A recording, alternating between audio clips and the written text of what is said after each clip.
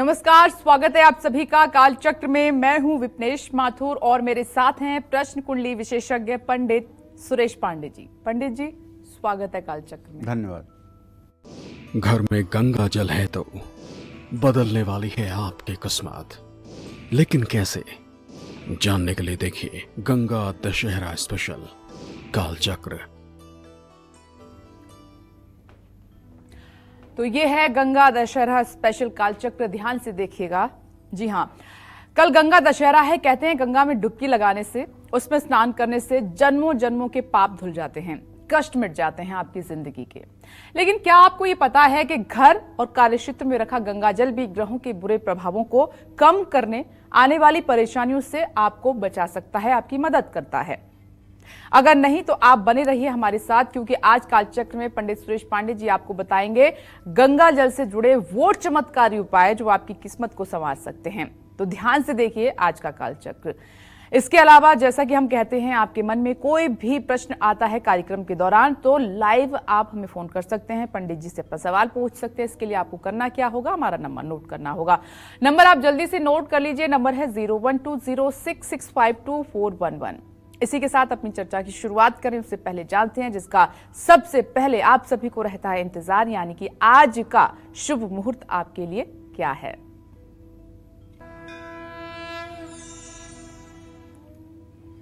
पंद्रह जून 2024 दिन शनिवार।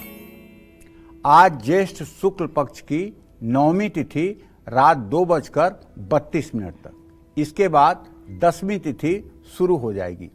उत्तरा फाल्गुनी नक्षत्र सुबह 8:14 तक था, इस समय हस्त नक्षत्र शुरू हो चुका है। व्यतिपात योग रात 8:11 तक, इसके बाद वरयान योग शुरू होगा।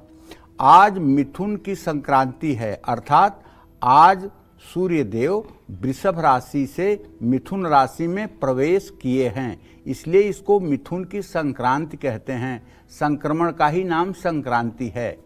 आज रवि योग बना हुआ है और आज के कुछ अशुभ मुहूर्त भी हैं। जैसे शनिवार है तो राहु काल रहेगा सुबह 9 बजे से 10:30 बजे तक, और यमगंड काल रहेगा दोपहर 2:06 से दोपहर 3:51 तक। इन अशुभ समयों में संभव हो तो किसी कार्य की शुरुआत ना करें। जय मां विंध्यवासिनी। चलिए आइए चर्चा की शुरुआत करते हैं। कल गंगा दशहरे का पावन दिन है, ऐसे में आज हम पंडित जी से गंगाजल के अचूक और बेहद असरदार उपाय आपके लिए जानेंगे। लेकिन उससे पहले गंगा दशहरे के महत्व के बारे में पंडित जी से जान लेते हैं। पंडित जी, उपाय तो हम जानेंगे, लेकिन गंगा दशहरा का महत्व सबसे पहले बता दीजिए। कल गंगा दशहरा है। ज्येष्ठ मास के शुक्ल पक्ष की दसवीं तिथि को गंगा दशहरा मनाया जाता है। नारद पुराण के अनुसार ज्येष्ठ मास को मंगलवार के दिन शुक्ल पक्ष में दसवीं तिथि में हस्त नक्षत्र में मां गंगा का मृत्युलोक में अवतरण हुआ था। स्कंद पुराण के अनुसार गंगा दशहरा के दिन व्यक्ति को किसी भी पवित्र नदी में जाकर के स्नान, ध्यान और दान जरूर करना चाहिए। ऐसा करने से पापों से मुक्ति मिलती है। मां गंगा को पाप का नाश करने वाली और मुक्ति प्रदान करने वाली माना गया है। घर के पास अगर कोई पवित्र नदी ना हो तो अपने पानी में गंगा जल मिलाकर जरूर स्नान करें, और स्नान करते समय हर हर गंगे जरूर बोलें। हर हर गंगे, हर हर गंगे, हर हर गंगे जरूर बोलें। और गंगा का दर्शन यदि आपने किया है तो गंगा का मन में स्मरण भी करें।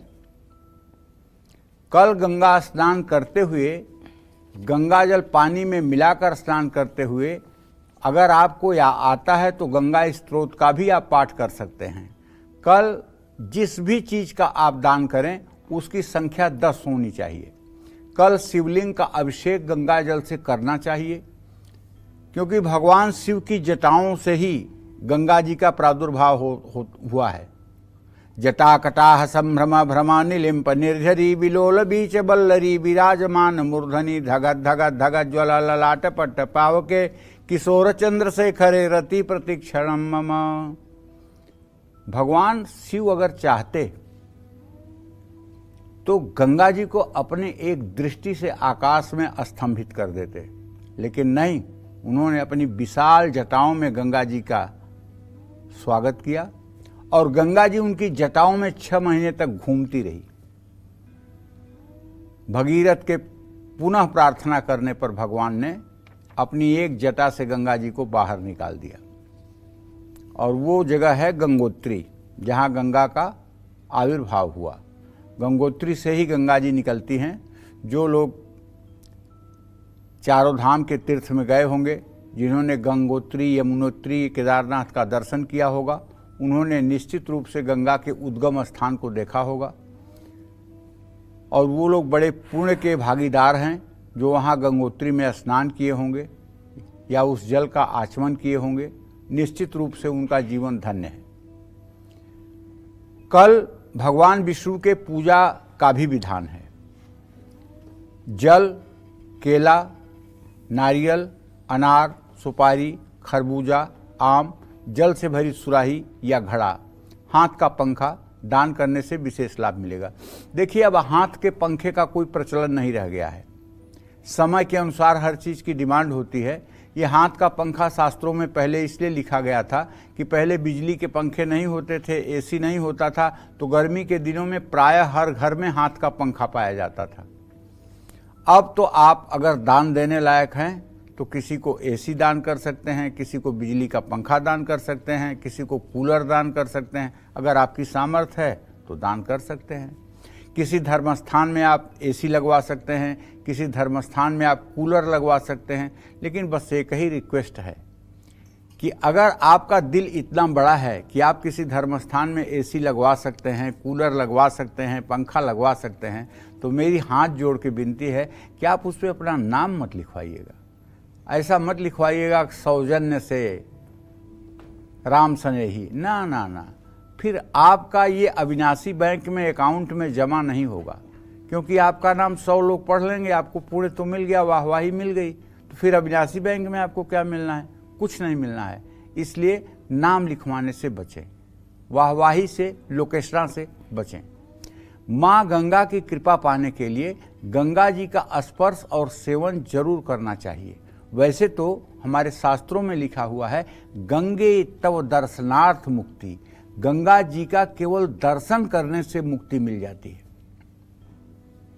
विष्णु पुराण में लिखा है कि गंगा का नाम लेने से, सुनने से, देखने से, उसका जल पीने से, स्पर्श करने से, उसमें स्नान करने से और 100 कोस से भी गंगा का नाम उच्चारण करने मात्र से मनुष्य के 3 जन्मों के पाप नष्ट हो जाते हैं।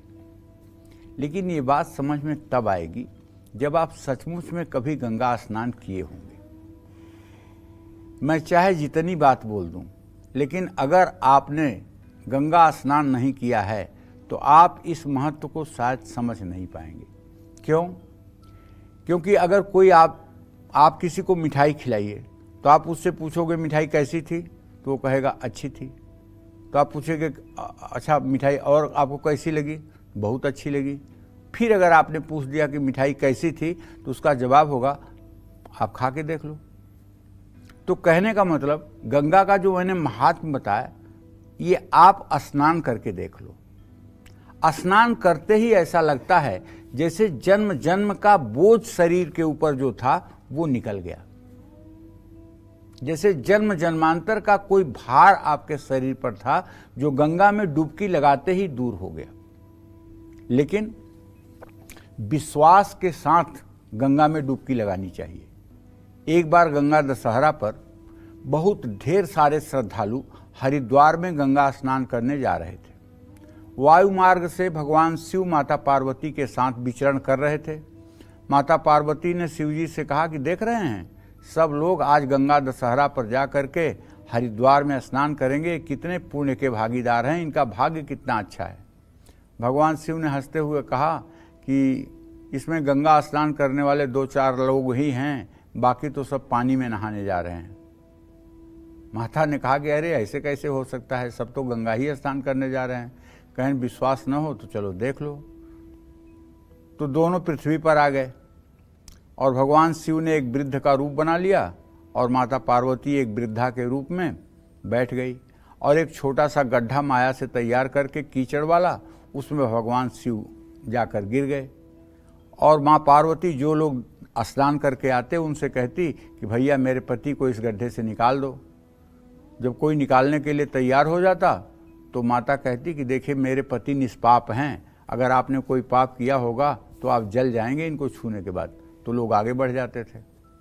इस तरह से सुबह से लेकर के 12, 1, 2 बजे तक ये क्रम चलता रहा और कोई बंदा उनको निकाला नहीं।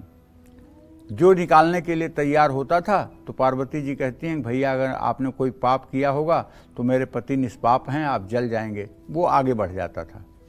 एक नौजवान लड़का 18-19 साल का गंगा स्नान करके आ रहा था। माता ने उससे भी कहा कि भैया मेरे पति को निकाल दीजिए। तो उसने कहा हाँ निकाल दूंगा। तो भैया अगर आप हमारे पति निष्पाप हैं, अगर आपने पाप किया होगा तो आप जल जाएंगे। अरे माँ कैसी बात बोलती हो, मैं अभी गंगा नहा के आया हूँ, मेरा सारा पाप नष्ट हो गया, अब मेरे पास कौन सा पाप है। अब कह करके शंकर जी को निकाल दिया बाहर। तो हमें विश्वास होना चाहिए कि गंगा नहाने के बाद अब कोई पाप शेष नहीं है। अगर गंगा नहाने के बाद भी मन में ये है अरे यार पाप तो है ही है, तो पाप रहेगा ही।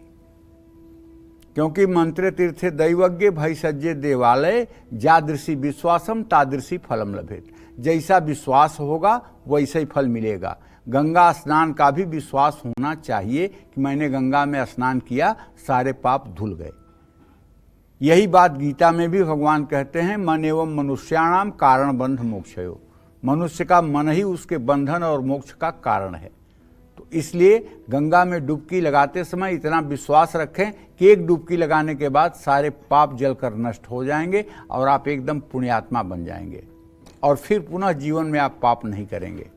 इसका मतलब नहीं कि रोज पाप करके आइए और गंगा में नहाते रहिए। हाँ, जो जाने अनजाने में पाप हो गया उसको एक बार गंगा माता आपका खत्म करेंगी, उसके बाद प्रायश्चित करके आपको पुनः गलत काम नहीं करना चाहिए। जय मां विंध्यवासिनी। आइए अब मेष राशि की बात करते हैं। राशिफल की शुरुआत करते हुए कैसी रहेगी आर्थिक स्थिति आपकी, कामकाज, रिश्ते और सेहत, साथ ही क्या है आज का उपाय आपके लिए, शुभ अंक और शुभ रंग जानते हैं।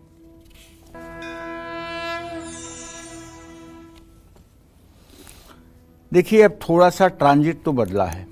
ट्रांजिट ये बदला है कि आपके तृतीय भाव में अब सूर्य देव चले गए और आपके द्वितीय भाव में बृहस्पति हैं। धन भाव का स्वामी अभी भी अस्त हुआ पड़ा है। थोड़ा सा मनी मैनेजमेंट, पैसे की व्यवस्था करना आपके लिए थोड़ा सा कठिन हो सकता है, क्योंकि आपके राशि से छठे भाव में चंद्रमा केतु के साथ हो गया है और आज आप समय पर काम भी पूरा नहीं कर पाएंगे। अगर किसी पार्टनरशिप में आपको कुछ करना है तो बहुत सूझबूझ के साथ ही कदम आगे बढ़ाइए। मामूली सी बात पर जीवन साथी से नोकझोंक हो सकती है। सर्दी, जुकाम, एलर्जी से आप परेशान हो सकते हैं। बातचीत में सतर्क रहें। संपत्ति में कहीं निवेश करना ये नुकसानदायक हो सकता है। पीपल के पेड़ में जल जरूर चढ़ाना चाहिए। शुभ अंक आपके लिए 2 है। शुभ रंग आपके लिए गुलाबी है। जय मां विंध्यवासिनी। वृषभ राशि की हम बात करेंगे, लेकिन उससे पहले एक जरूरी सूचना। इस हफ्ते हमारे लक्की कुंडली विजेता कौन है, थोड़ी देर के बाद पंडित जी वो नाम बताने वाले हैं। ध्यान से आप कालचक्र देखिए और अपनी बारी का इंतजार कीजिए। आइए अब वृषभ राशि की हम बात कर लेते हैं। कैसी रहेगी आर्थिक स्थिति आपकी, कामकाज, रिश्ते और सेहत, साथ ही क्या है आज का उपाय, शुभ अंक और शुभ रंग। वृषभ राशि में इस समय बृहस्पति गोचर कर रहे हैं और मंगल स्वगृही होकर के व्यय भाव में है। इसका सीधा मतलब है कि फिजूल खर्ची होगी, लेकिन भाई बहन से मदद भी मिलेगी। अपने काम को खुद अपने निगरानी में रखें, काम को बिगड़ने न दें और पूरी समझदारी दिखाएं, गंभीरता के साथ काम को करें और परिवार के साथ समय बिताने की कोशिश करें। हाँ, एक बात इतना जरूर है कि आपके छठे भाव का स्वामी द्वितीय भाव में आ गया है अस्त होकर के। शरीर में दर्द हो सकता है। खान पान सुधारिए, विवाद से बचिए, अच्छा विचार रखिए और हो सके तो हनुमान चालीसा के साथ साथ बजरंग बाण का भी पाठ करिए। शुभ अंक आपके लिए 9 है, शुभ रंग आपके लिए लाल है।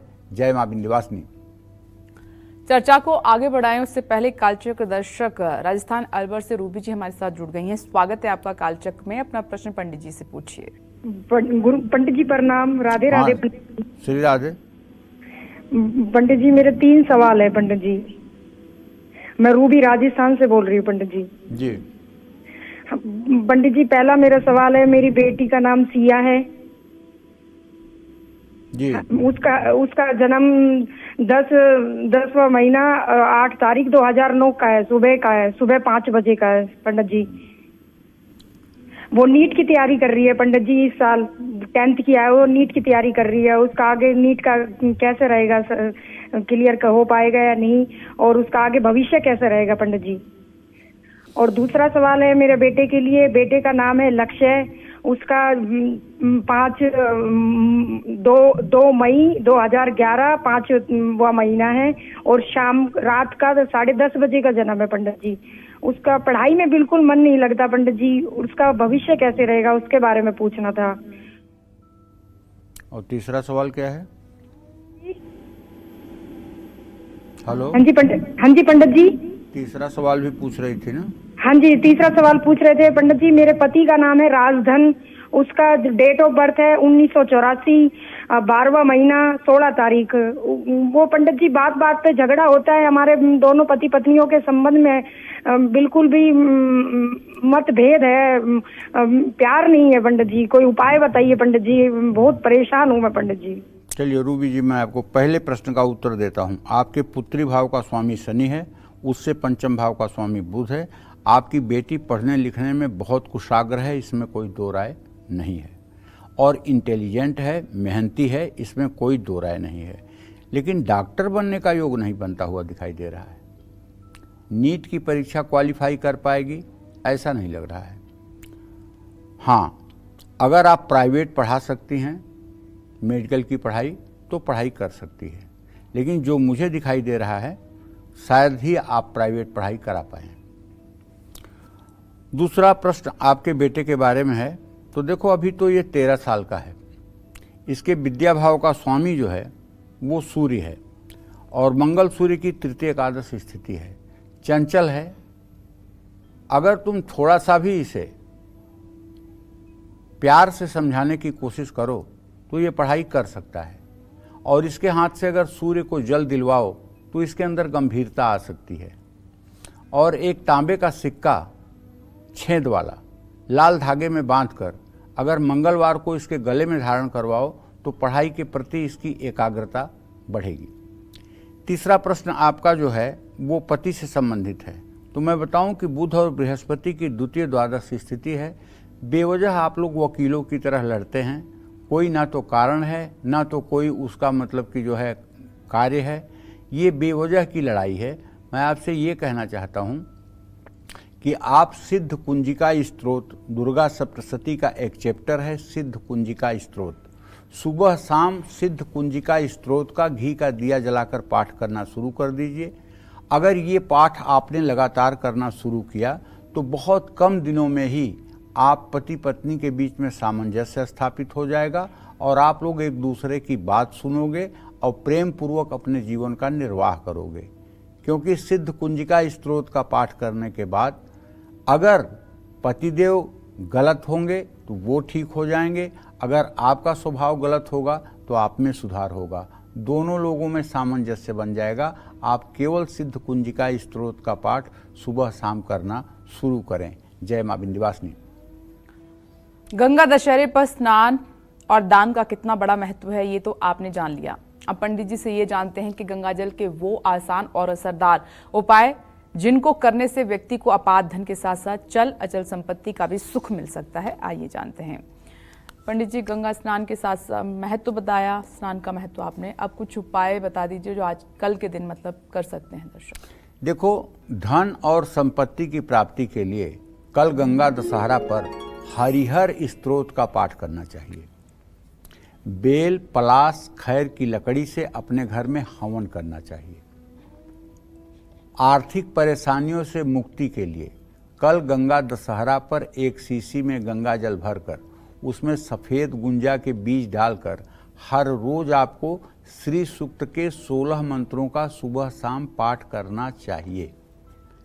कर्ज अगर नहीं उतर रहा है और कारोबार में रुकावट आ रही है तो किसी भी सोमवार या गुरुवार को किसी पीतल या चांदी के बर्तन में गंगा जल भरकर ढक्कन लगाकर उसे अपने पूजा स्थान में घर के उत्तर पूर्व दिशा यानी ईशान कोण में रख लेना चाहिए। 1 या 2 महीने तक अगर गंगा जल थोड़ा कम हो जाए तो उसे फिर से गंगा जल से भर देना चाहिए। इस गंगा जल का किसी और काम में प्रयोग नहीं करना चाहिए। जब तक गंगा जल घर में रखा होगा तब तक सुख समृद्धि का वास होगा। देखिए, हर सनातन धर्मी को चाहिए, मेरी मान्यता है कि अगर आप सनातन धर्म में पैदा हुए हैं, राम कृष्ण भगवान शिव में आपका विश्वास है, दुर्गा और माँ काली, माँ महालक्ष्मी को आप मानते हैं, भगवान गणेश को आप मानते हैं, सूर्य को आप मानते हैं, तो आपके घर में गंगा जल जरूर होना चाहिए, तुलसी का पौधा जरूर होना चाहिए, रामचरितमानस की एक पुस्तक जरूर होनी चाहिए, श्रीमद् भगवत गीता की एक पुस्तक जरूर होनी चाहिए और श्रीमद् भागवत महापुराण की एक पुस्तक जरूर होनी चाहिए, दुर्गा सप्तशती की एक पुस्तक जरूर होनी चाहिए। ये सब चीज़ें अगर आपके घर में हैं तो निश्चित मानिए कि आपका घर ही स्वर्ग के समान सुखकारी है। आपके घर में ही सुख और संपदा है। आप किताबें ला के रख लीजिए, मत पढ़िए, लेकिन मैं दावे के साथ कहता हूँ आप विद्वान हो जाएंगे। एक कहावत है, पुस्तकी भवेद विद्वान। अगर पुस्तक है तो कभी न कभी आप हाथ जरूर आजमाएंगे किताब पर, और वो ब्रह्मबीज है, एक बार दिमाग में पड़ गया तो कभी फिर खत्म होने वाली चीज नहीं है। इसलिए पुस्तकी भवेद विद्वान, जो पुस्तकों का संग्रह करके अपने पास रखता है और दिन रात उन पुस्तकों का अवलोकन करता है, वो निश्चित रूप से उसके मन में पढ़ने की जिज्ञासा जागृत होती है और वो जब स्वाध्याय करेगा तो उसका जीवन परिवर्तित होगा। माँ लक्ष्मी की कृपा पाने के लिए गंगा जल में कच्चा दूध मिला करके भी आप स्नान कर सकते हैं। ये भी मतलब कि आपके पाप ताप को नष्ट करने वाला होगा। जय मां विंध्यवासिनी।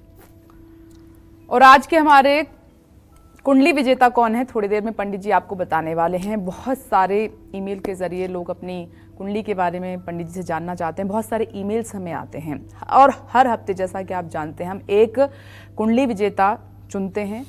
आज के लक्की कुंडली विजेता कौन है, पंडित जी थोड़ी देर में उनके नाम का खुलासा करेंगे और आपने जो भी सवाल पूछे हैं उनके जवाब भी पंडित जी बाकायदा आपकी जो कुंडली बनाई है उसमें उन्होंने दिए भी हैं। फिलहाल हम मिथुन राशि की बात कर लेते हैं। कैसा रहेगा आज आपका पूरा दिन, ये जानते हैं।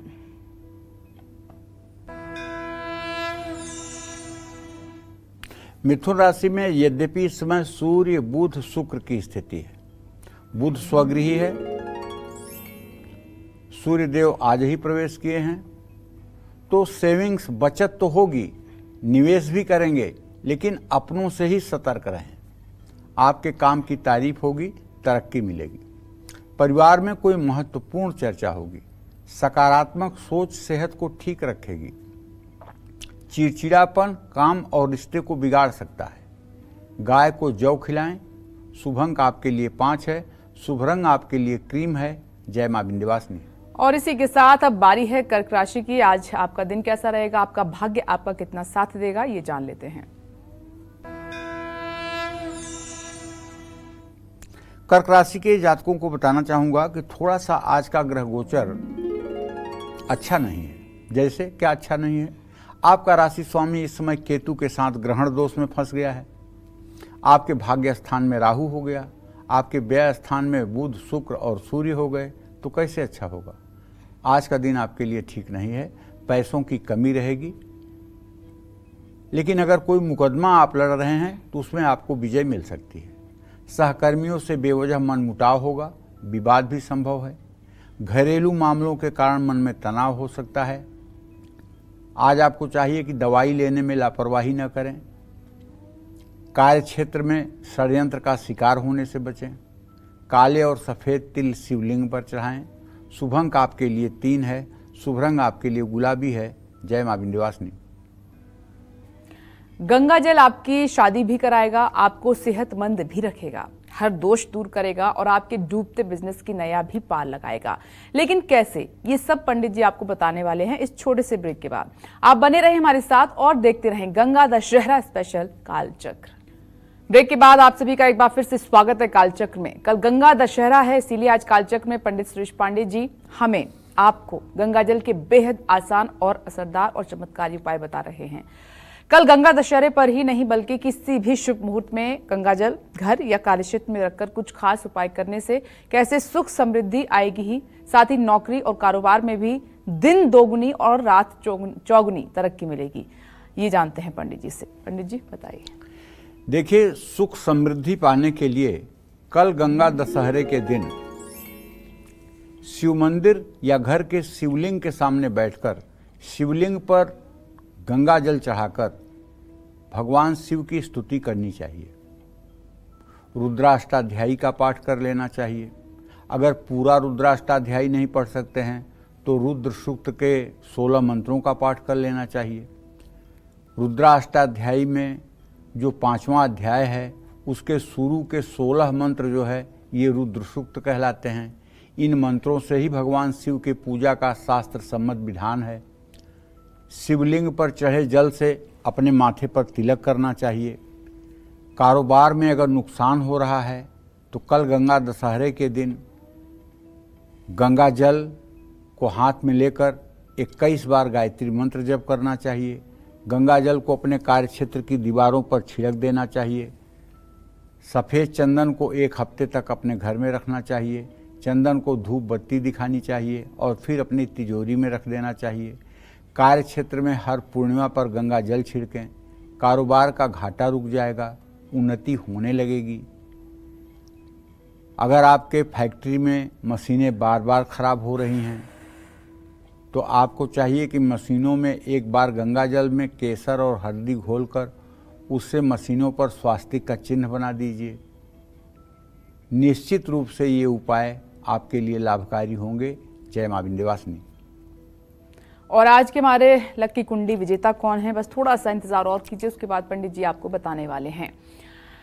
सिंह राशि की बात करें उससे पहले एक दर्शक हमारे साथ मौजूद हैं। स्वागत है आपका कालचक्र में। बहराइच से अभिषेक जी, अपना सवाल कीजिए। यहाँ पंडित जी नमस्कार। हाँ नमस्कार। पंडित जी, हम अपने तीन सवाल पूछना है। यूपी बहराइच से बोल रहे हैं। मेरा पहला सवाल है अपने बच्चे के बारे में, जो इनकी डेट ऑफ बर्थ 20/6/2015 है। टाइम 2:38 AM पे है। ठीक है, 38 AM पे है सर, 2:38 AM पे। और दूसरा सवाल है पत्नी के बारे में, जिनकी 16/1/1991 डेट ऑफ बर्थ है। इनकी सरकारी नौकरी लगेगी कि नहीं। और तीसरा सवाल पंडित जी है, मेरा दक्षिण मुखी मकान है और हम घर भर लोग परेशान रहते हैं, कोई तरक्की नहीं हो पा रही है मेरे घर में। पहले प्रश्न का अभिषेक बाबू जवाब ये है कि आपके पुत्र भाव का स्वामी सूर्य है और उसके 6ठे भाव का स्वामी शनि है। सूर्य शनि की स्नेहा दृष्टि है। थोड़ा सा बच्चे के स्वास्थ्य पर ध्यान दीजिए। बाकी बच्चे का भविष्य अच्छा है, जीवन अच्छा है, पढ़ाई लिखाई अच्छा करेगा, इसमें कहीं कोई संदेह नहीं है। अभी 9 साल का हो रहा है, सब कुछ ठीक रहने वाला है, लेकिन चूंकि चंचल ज़्यादा है इसलिए ये चोट चपेट लगा सकता है, तो सावधानी पूर्वक ध्यान दीजिएगा। और अभी 14 साल के नीचे इसे साइकिल वाइकिल चलाने के लिए परमिशन मत करिएगा। हाँ, नज़दीक में चलाए ठीक है, लेकिन सड़क वगैरह पर लेकर के साइकिल वगैरह ना जाए तो अच्छा रहेगा। दूसरा प्रश्न आपने अपने पत्नी के नौकरी के बारे में पूछा है, तो मैं बताऊं आपको कि बृहस्पति अभी वृषभ राशि में बैठा हुआ है। आपके पत्नी भाव का जीविका भावेश है और जीविका भाव को भी देख नहीं रहा है। 2025 में आपकी पत्नी को शिक्षा विभाग में नौकरी मिल सकती है, लेकिन ये अप्रैल 2025 के बाद संभव होता दिखाई दे रहा है। अभी इसकी संभावना बिल्कुल शून्य के बराबर है। आपकी पत्नी नौकरी पा जाएं, इसके लिए उन्हें चाहिए कि पीले कपड़े पहनकर बृहस्पतिवार का व्रत करें, केले के पेड़ में जल और हल्दी चढ़ाएं, चने की दाल और गुड़ का भोग लगाएं और बृहस्पतिवार व्रत कथा जरूर पढ़ें। ये उपाय अगर इन्होंने शुरू कर दिया तो नौकरी मिलना पक्का। अब तीसरे प्रश्न का जो जवाब है वो तो ये है कि देखिए, दक्षिणामुखी आपका मकान है, तो आपके घर का द्वार अगर दक्षिणाभिमुख है तो आप अपने दरवाजे के ठीक ऊपर एक पंचमुखी हनुमान जी का चित्र लगा दीजिए या एक केसरिया रंग के गणेश जी का मूर्ति लगा दीजिए और अंदर से सफ़ेद रंग के गणेश की मूर्ति लगा दीजिए, क्योंकि गणेश जी की पीठ की तरफ दरिद्र होता है। अगर गणेश जी का मुंह बाहर की तरफ होगा और पीछे नहीं लगाएंगे तो घर में वैसे भी दरिद्रता आएगी। तो गणेश जी को अंदर से भी लगा दें, बाहर से भी लगा दें, और उसके बाद में एक बार अपने घर की वास्तु शांति करवा लें। किसी विद्वान को बुला करके दिन भर में वास्तु शांति की एक पूजा होती है, वास्तु शांति करवा लें और अपने घर के पूजा स्थान में एक पारे का शिवलिंग रख लें और उस पर हर समय जलहरी से जल के एक एक बूंद गिरते रहें। ये व्यवस्था कर दें। निश्चित रूप से दक्षिण मुख द्वार का दोष समाप्त हो जाएगा और आपके परिवार में सुख समृद्धि आ जाएगी। जय मां विंध्यवासिनी। आइए अब सिंह राशि की बात कर लेते हैं। कैसा रहेगा पूरा दिन आपका, जानते हैं।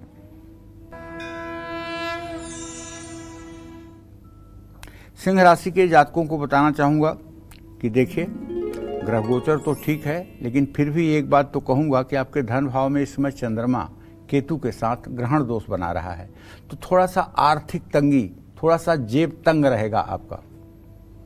काम की जहाँ तक बात है तो काम में मन नहीं लगेगा।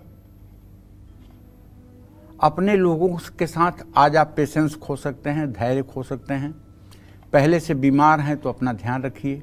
असुरक्षा की भावना और कठोर शब्दों से खुद को बचाएं। इत्र लगाकर घर से निकलें। शुभ अंक आपके लिए 8 है, शुभ रंग आपके लिए नीला है। जय मां विंध्यवासिनी। जिन लोगों की शादी नहीं हुई है या जिनकी शादी हो गई है लेकिन मैरिड लाइफ अच्छी नहीं चल रही है या शादीशुदा जीवन में सब कुछ अच्छा होने के बाद भी संतान सुख नहीं है, तो ऐसे में आपको गंगा जल के कौन से उपाय करने चाहिए, आइए अब जान लेते हैं। इन सब प्रॉब्लम का सॉल्यूशन क्या है पंडित जी? गंगा जल से कैसे कर सकते हैं?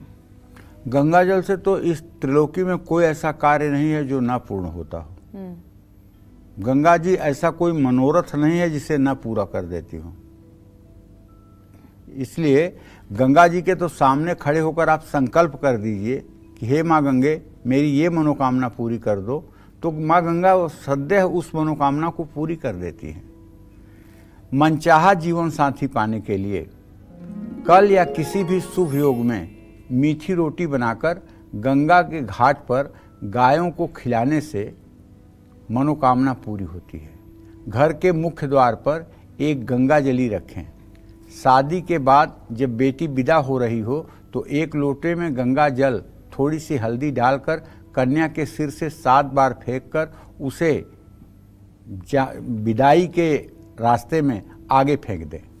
शादी हो गई है तो सुखी वैवाहिक जीवन की कामना के लिए गंगा दशहरे पर 2 लोटे लेकर उसमें गंगा जल भरकर एक एक सोने का छोटा छोटा टुकड़ा डालकर अपने घर में स्थापित कर लें। अपने वजन के बराबर चावल या अनाज का दान कर दें। संतान सुख पाने के लिए जौ के आटे में गंगा जल मिलाकर उसकी गोलियां बनाकर मछलियों को खिलाएं। निश्चित रूप से इन उपायों से आपकी मनोकामना पूरी होगी। जय मां विंध्यवासिनी। आइए अब कन्या राशि की बात कर लेते हैं। आपकी आर्थिक स्थिति कैसी रहेगी, कामकाज, रिश्ते और सेहत, साथ ही क्या है आज का उपाय, शुभ अंक और शुभ रंग, जानते हैं। कन्या राशि में इस समय चंद्रमा और केतु की स्थिति है। ये ग्रहण दोष है, तो ग्रह गोचर अनुकूल न होने के कारण मैं ये कह सकता हूँ कि आज आपके जीवन में सुख सुविधाओं में कमी आएगी। आपके काम और योजनाओं की तारीफ तो होगी। पारिवारिक मामलों पर आपको ध्यान देना जरूरी है। नकारात्मक सोच और भ्रम, ये 2 चीज़ें आपकी सेहत को बिगाड़ सकते हैं। धैर्य रखिए, जल्दबाजी में कहीं पैसे न लगाइए। शिवलिंग के सामने घी का दिया जलाइए। शुभ अंक आपके लिए 3 है, शुभ रंग आपके लिए क्रीम है। जय मां विंध्यवासिनी। और बात होगी खराब होती सेहत और बिगड़ते आपके स्वभाव की। इन दोनों की परेशानियों को गंगा जल के आसान और चमत्कारी उपाय कैसे दूर कर सकते हैं, पंडित जी बताइए। देखिए, अगर आपका बच्चा ज़्यादा नकारात्मक सोचता है, जानबूझ के कोई नकारात्मक नहीं सोचता है, उसके जन्म के समय ही ऐसी व्यवस्था कर देती है प्रकृति को, नकारात्मक सोच के लिए विवश हो जाता है।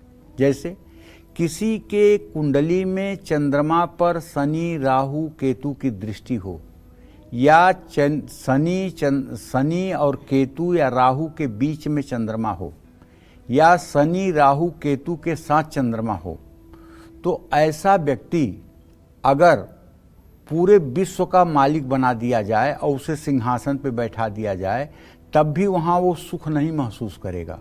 वो सोचेगा कि कब मैं इस कुर्सी से उतार दिया जाऊंगा, यही दुश्चिंता उसको सताएगी।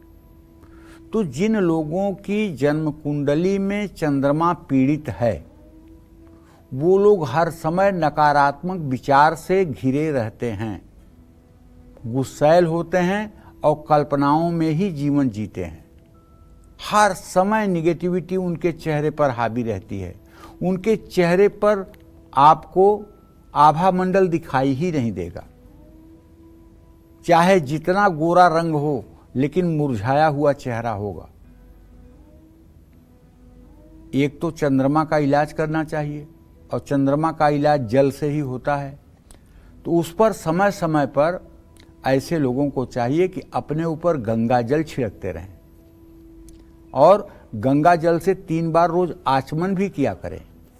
और संभव हो अगर गंगा स्नान करना, तो पूर्णिमा के दिन गंगा स्नान भी कर लेना चाहिए। अगर 1 साल तक कोई नेगेटिविटी का शिकार व्यक्ति पूर्णिमा पर जा कर के गंगा स्नान करे और वहाँ पर किसी योग्य पात्र को चावल और मोती की माला दान करे, तो मैं दावे के साथ कह सकता हूँ कि 1 साल के बाद उसकी जिंदगी बदल जाएगी।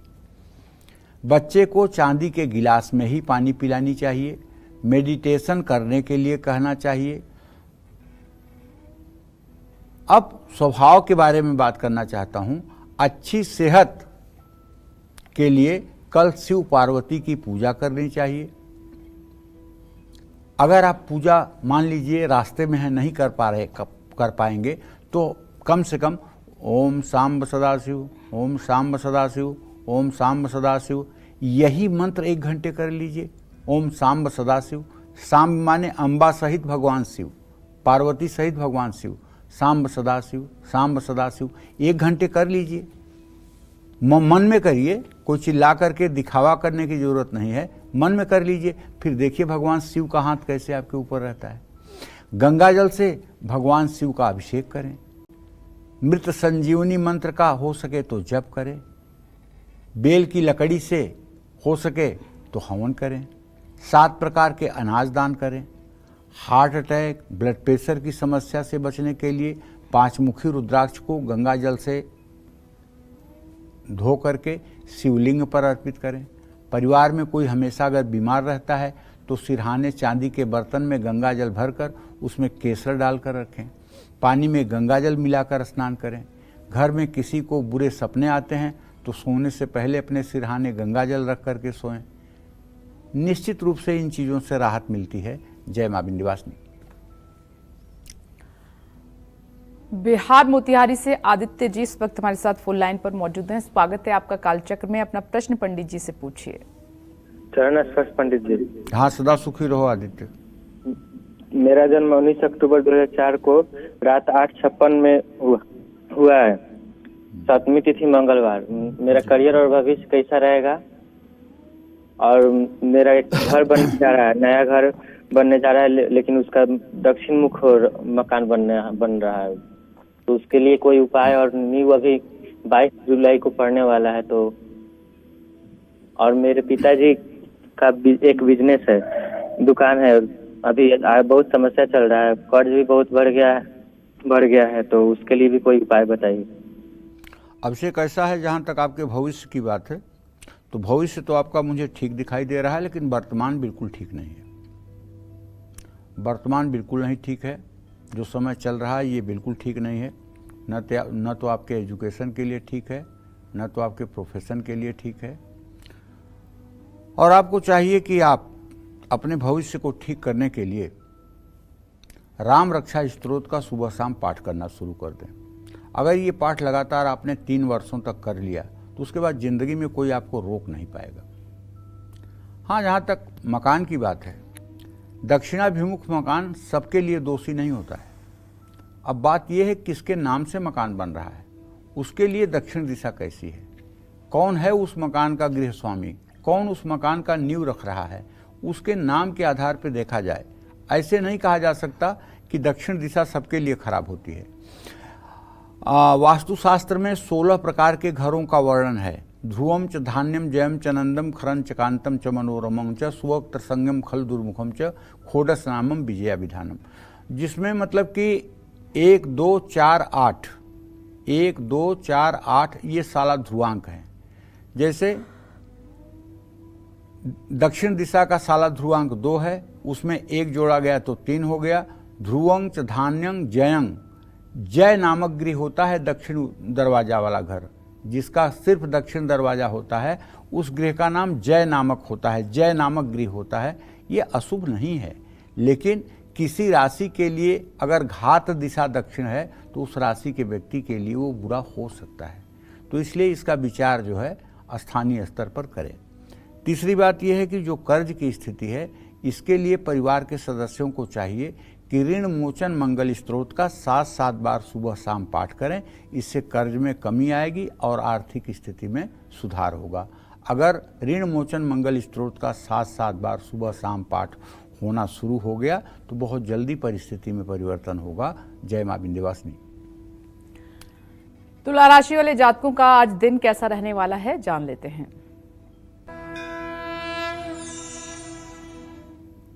देखिए, तुला राशि के जातकों को कहना चाहूंगा कि आपके व्यय भाव में चंद्रमा और केतु है।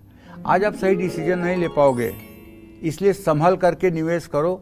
वाहवाही में आकर के कहीं पैसा फंसा दोगे तो केवल पछतावा हाथ लगेगा। अगर बेरोजगार हैं तो नौकरी के लिए प्रयास करिए, नौकरी मिलने का योग बना हुआ है। अगर घर में बड़ा बदलाव चाहते हैं तो घर में सभी से राय लीजिए। सेहत का साथ मिलेगा, समय का सदुपयोग करें वरना मुश्किल होगी। गायत्री मंत्र का जप करें। शुभ अंक आपके लिए 1 है, शुभ रंग आपके लिए मैरून है। जय मां विंध्यवासिनी।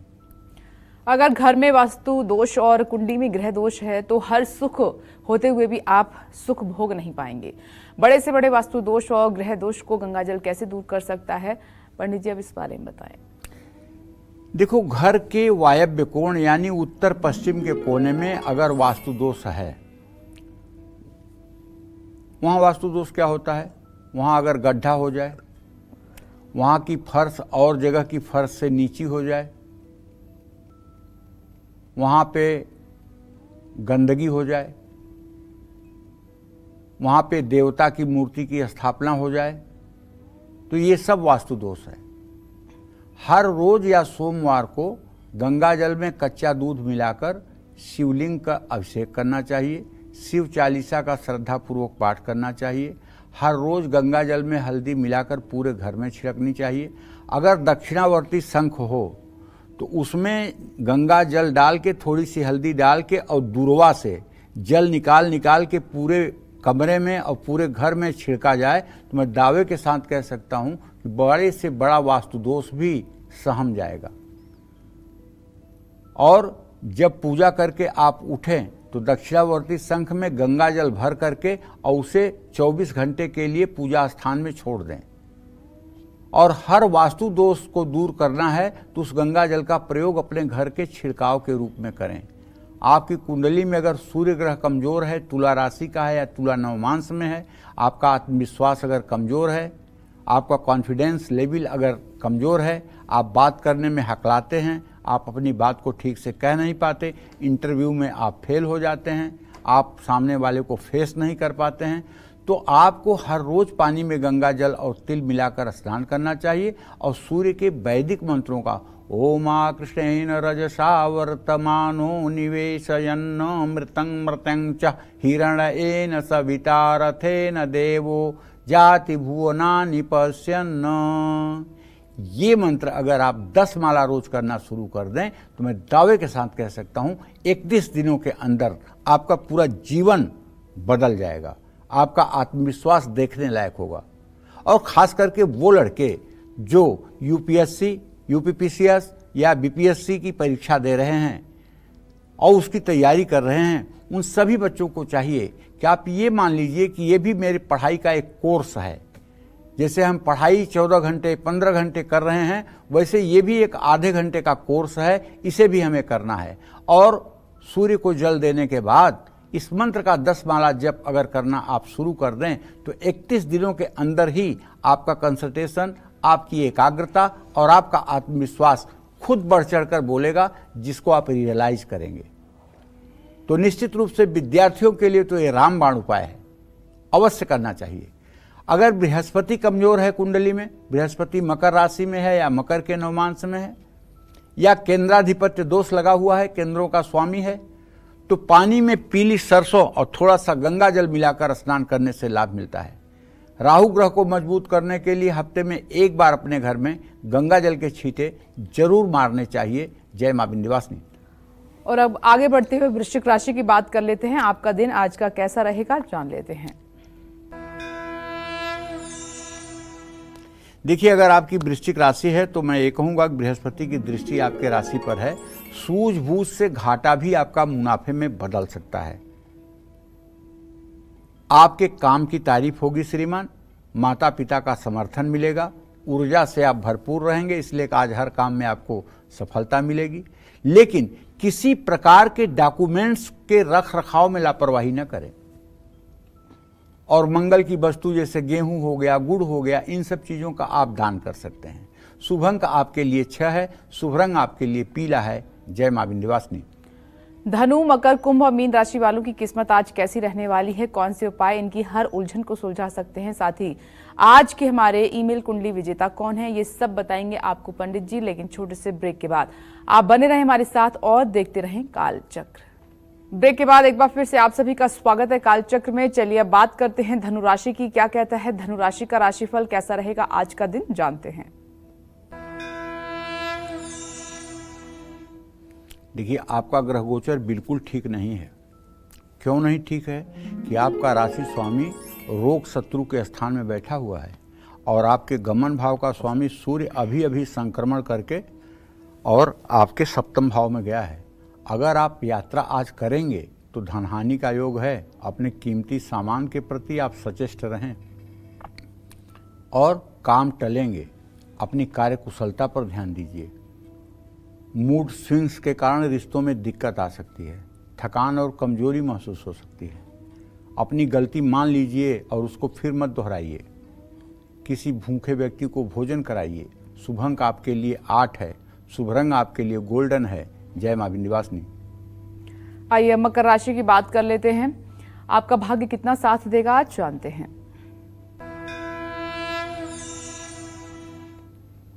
वैसे तो मकर राशि का ट्रांजिट ठीक माना जाएगा, लेकिन भाग्य भाव में चंद्रमा और केतु है। लालच के कारण धनहानि हो सकती है। अगर कहीं आपने पैसा दुगुना बनाने के चक्कर में पैसा लगाया तो पक्का है नुकसान होगा। इसलिए लालच में मत आइए।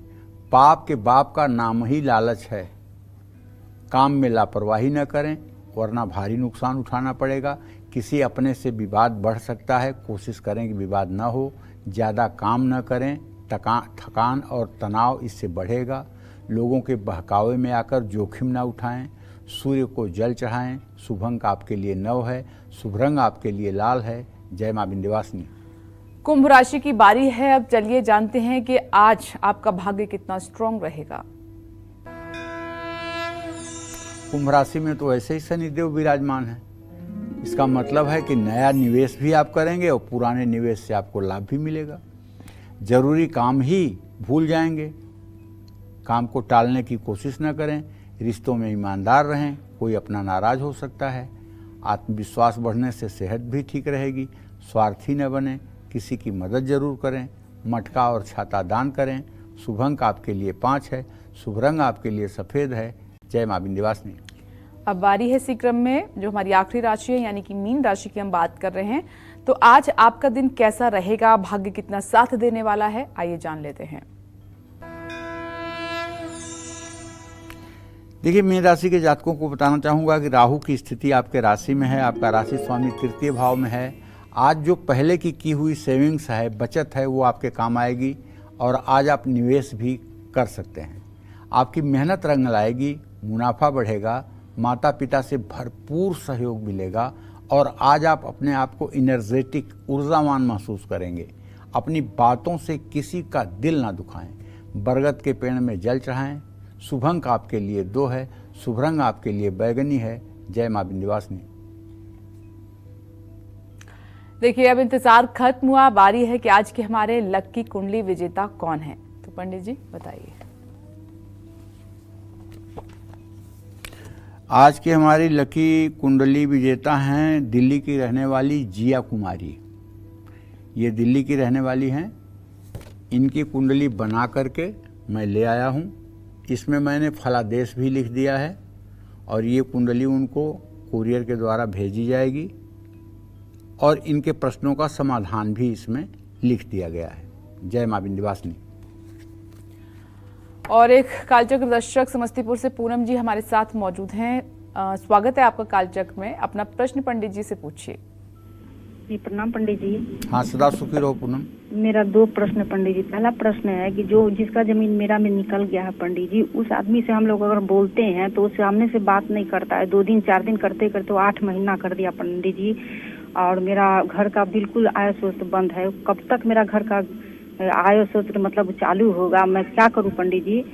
और पंडित जी, अगर पुराना घर तोड़ के या फिर नया घर बनाते हैं तो उसमें भी नींव देना पड़ता है और उसमें नींव में क्या सब डालना पड़ता है पंडित जी? पुराने घर को तोड़ करके नया घर जब बनाया जाता है तो ध्यान रखना चाहिए कि घर जहां पुराना था उससे दक्षिण दिशा में जरा सा भी नहीं बढ़ना चाहिए, पहली बात। दूसरी बात, उस घर में तांबे की लोटिया में सोने का नाग, चांदी का कछुआ, पीतल का कछुआ, तांबे का कछुआ और चांदी का सूअर बनवा करके और तुलसी की जड़ रख करके और सेवाल घास होती है एक जो नदी में पाई जाती है, वो डाल करके तांबे की लोटिया को तांबे के ही ढक्कन से बंद करके उसकी स्थापना की जाती है अग्निकोण में। अग्निकोण माने पूरब दक्षिण के कोने में। और तब नींव डाली जाती है, घर का निर्माण होता है और घर के निर्माण के साथ साथ वास्तु पूजा होती है। वास्तु पूजा के साथ गृह प्रवेश होता है। तो ये घर जो है शुभदायी होता है, इसमें कोई दो राय नहीं है। जय मां विंध्यवासिनी। हाजीपुर से भारती जी हमारे साथ मौजूद हैं फोन लाइन पर। स्वागत है आपका। प्रश्न पंडित जी से पूछिए अपना। हेलो, प्रणाम पंडित जी। खुश रहिए। पंडित जी, मेरा 3 प्रश्न है। मेरा डेट ऑफ बर्थ 28/11/1997, दिन शुक्रवार, भारती कुमारी जी। जी। मैं अपने बारे में जानना चाहती हूँ। मेरा शादी नहीं हो पा रहा है और फिर मेरा जो शादी कब तक होगा? और क्योंकि मेरी फैमिली लोग बहुत परेशान है हमारी शादी के लिए। और वो लड़का मतलब किस फील्ड में होगा? सरकारी नौकरी में होगा या फिर प्राइवेट में होगा? ये बता दीजिए। और लड़का का स्वभाव कैसा होगा पंडित जी? मंगल और शुक्र तृतीय एकादश स्थिति में विवाह का संयोग बना हुआ है। नवंबर दिसंबर से जनवरी फरवरी 2025 तक तुम्हारे विवाह के प्रबल संयोग बने हुए हैं, इसमें कोई दो राय नहीं है। और तुम्हारा होने वाला पति निश्चित रूप से अच्छा होगा। और मंगल चूंकि मतलब तुम्हारे प्रश्नकाल में बैठा हुआ है, इसलिए मुझे लगता है कि पति की आजीविका रक्षा विभाग से जुड़ी होनी चाहिए। वो पुलिस में भी हो सकता है, मिलिट्री में भी हो सकता है, CRPF CSF में भी हो सकता है, या रक्षा विभाग से जुड़ा हुआ कोई जगह उसकी नौकरी हो सकती है। और ऐसे ही विवाह के लिए प्रयास करना चाहिए। जय मां विंध्यवासिनी। नमक से जुड़े अपशकुन और मीन राशि का राशिफल, वो भी खास उपायों के साथ जानेंगे पंडित जी से। लेकिन एक छोटे से ब्रेक के बाद आप बने रहें हमारे साथ और देखते रहें कालचक्र। ब्रेक के बाद स्वागत है आपका कालचक्र में। इस स्पेशल सेगमेंट में पंडित जी हमारे दर्शकों को नमक से जुड़े कौन से अपशकुन बताने वाले हैं, ये जानते हैं। पंडित जी बताइए। देखिए, हाथ से नमक गिरना अशुभ माना जाता है। नमक को कभी भी खुला नहीं रखना चाहिए। नमक को कभी भी बाएं हाथ से नहीं उठाना चाहिए या नहीं लेना चाहिए। इससे घर में अन्नपूर्णा का अस्थायी वास नहीं हो पाता है। नमक गिरने के बाद उसे पैर से ना हटाएं। ऐसा करने से जीवन में दुख और तकलीफें बढ़ती हैं। थाली में नमक बच जाए तो उसे पानी में बहाएं, वरना दरिद्रता बढ़ती है। कोई व्यक्ति आपसे नमक मांगता है तो कभी भी उसे हाथ में नमक ना दें। ऐसा करने से उस व्यक्ति से आपका मनमुटाव बढ़ता है। रात के समय नमक खरीद कर घर न लाएं। नमक को आग में भी ना डालें। घर में नमक ऐसे डिब्बे में रखें जिसमें नमी न हो। कोशिश करना चाहिए कि इसे शीशे के ही जार में रखें। नमक को हमेशा कांच के बर्तन में ही रखें। हाथ से बार बार नमक का गिरना ये अपशकुन माना जाता है। नमक को लोहे और स्टील के बर्तन में कभी भी नहीं रखना चाहिए। नमक को लोहे के बर्तन में रखने से चंद्रमा और शनि से अशुभ फल मिलता है। इन सब बातों का ध्यान करिए और इन सब बातों को ध्यान करके अगर आप उपाय करेंगे तो निश्चित रूप से आपको सफलता मिलेगी। जय मां विंध्यवासिनी। तो नमक को लेकर पंडित जी ने आपको सावधान किया एक तरीके से, ये गलती नमक को लेकर आप ना करें। पंडित जी आपका बहुत बहुत धन्यवाद। तो इसी के साथ उम्मीद करते हैं आज का विषय आपको पसंद आया होगा। कल फिर एक नए विषय और आपकी परेशानियों को दूर करने के लिए ढेरों उपाय लेकर आएंगे हम पंडित सुरेश पांडे जी के साथ। तब तक के लिए कालचक्र की टीम को दीजिए इजाजत। देश दुनिया की खबरों के लिए आप देखते रहिए न्यूज़ 24। नमस्कार।